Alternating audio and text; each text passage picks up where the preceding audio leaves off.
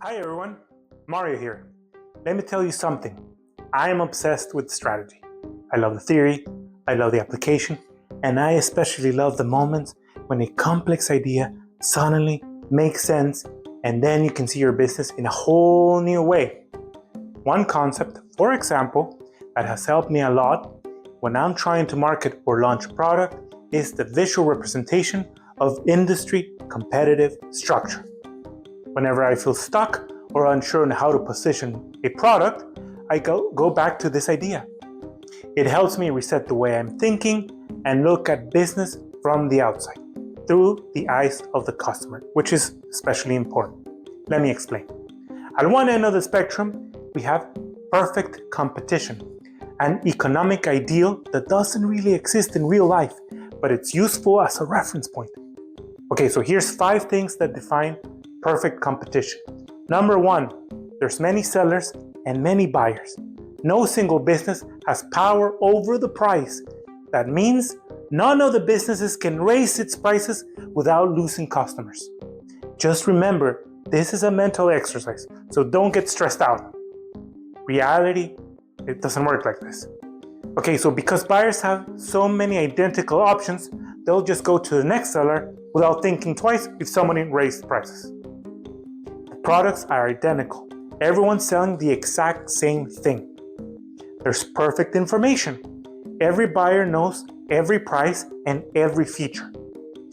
There's no barriers to entry or exit. Anyone can start or stop at any time. Firms are price takers. You can't raise your price because you'll lose all your customers instantly. Okay, so let's take a few steps back and let's go to the right of the spectrum. Okay, this is what most of us deal with in real world, which is monopolistic competition.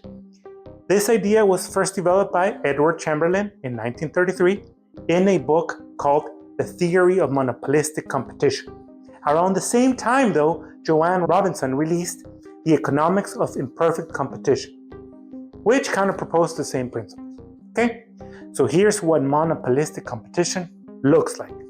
There's many sellers, but now each one offers something a little bit different. There's product differentiation. You can do it through branding, quality, experience, and even just the tone that you put out. There's some pricing power. You can charge more if you offer more value. There's imperfect information. Buyers don't know every option, so their perception matters. Okay, independent decision making. What your competitor does doesn't dictate your next move. And this was important, so we'll come back to it.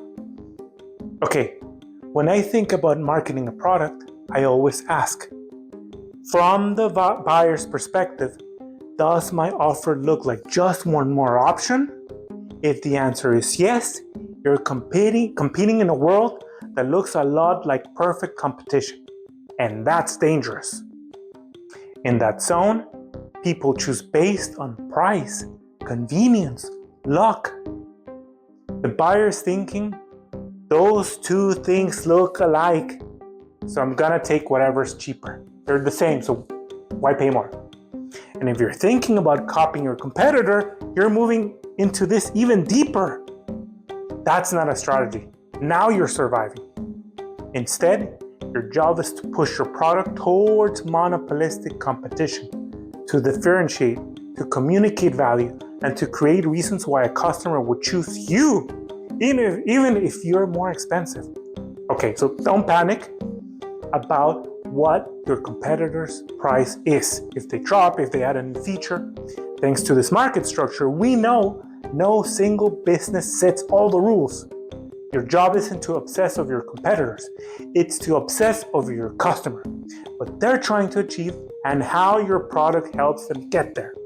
For that, I use a very nice concept called the value chain, which basically means understanding all the steps your customer takes to solve their problems and aligning your product to what makes their process easier or better. There's a link in the description if you want to go deeper into this topic, and I highly recommend it. Okay, anyways, I hope this helps. I hope you like it. If you love strategy as much as I do, or if you're just curious or want to see me ramble even more, make sure to follow and let's keep digging deeper into what makes good businesses thrive. Anyways, thank you for watching. I really appreciate it, and happy strategizing.